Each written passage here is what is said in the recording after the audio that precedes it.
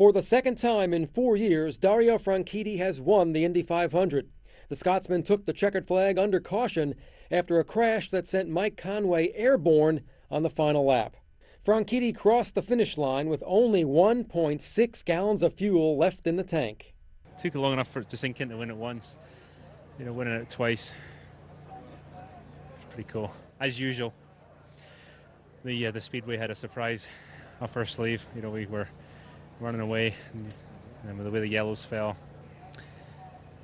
and the sequence that put us in, saving some fuel, it was a case of, okay, we're either going to win this thing or run out of fuel.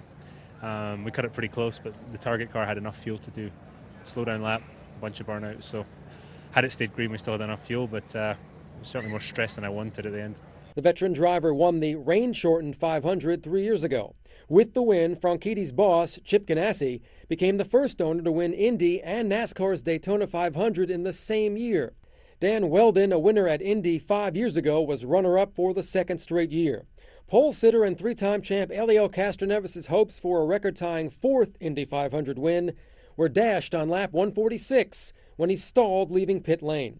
The Brazilian wound up ninth, finishing 3 spots ahead of Castroneves, Danica Patrick, who started 23rd.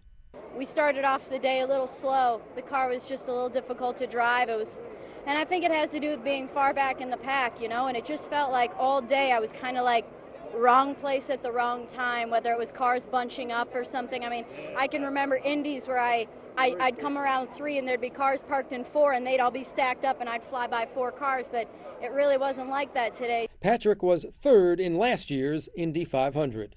Steve Carmazin, The Associated Press.